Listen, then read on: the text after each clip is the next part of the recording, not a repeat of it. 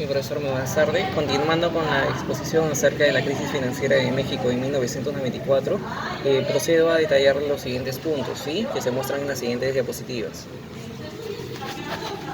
En este caso, la estrategia exportadora y el combate a la inflación. La protección efectiva mide la diferencia porcentual entre el valor agregado que se obtiene al vender el mercado interno y el correspondiente a la venta del mercado internacional.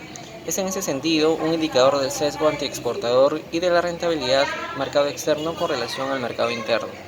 Por otro lado, la inflación no solo implica un lanzamiento al alza de nivel de precios, como generalmente se supone, sino también una alteración en los precios relativos. El crecimiento desigual de las cotizaciones de los bienes y de servicios propicia una desalineación de los precios relativos que acaba por propiciar una redistribución de los ingresos reales más amplia que la clásica entre sectores de ingresos fijos y ingresos variables. ¿Con qué afán?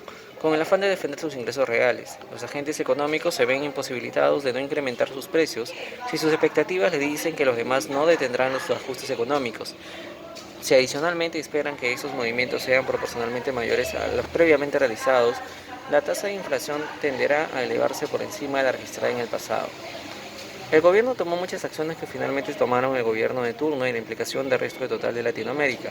Se habla de tres periodos principales que iniciaron con esta crisis. Una fue de ellos para los comienzos de 1990 a 1994, con respecto del que se analizan los problemas que se fraguan y las opciones de política disponibles.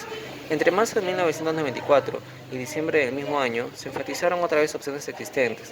Se centró en la devaluación del peso generando un auge y una rotunda caída de los mercados de capital. De ese entonces, hubo un exceso de optimismo seguido de un gran pesimismo exagerado, actitud ligada en parte a la estructura de incentivos de administradores de fondos dentro de un mercado altamente diversificado. En lo que respecta al marco teórico, cuando hablamos de marco teórico hablamos de las relaciones y distinciones entre la teoría política económica y la teoría que solamente es económica. Sabemos que existen ciclos, crisis, equilibrio y una explicación. Para empezar a entender tanto los aspectos económicos como políticos y sus repercusiones sociales, manifestaremos que la crisis actual se ha traducido a una crisis económica en México. Para ello es necesario mantener una idea clara de lo que respecta a la crisis económica a una crisis financiera. La crisis económica es la fase más depresiva de la evaluación de un proceso económico.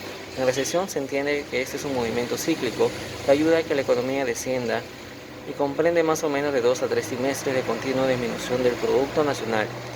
Mientras que por otro lado la crisis económica se verifica que hay un principal factor a nivel financiero y a nivel capital, es decir, no importa tanto la economía de bienes tangibles.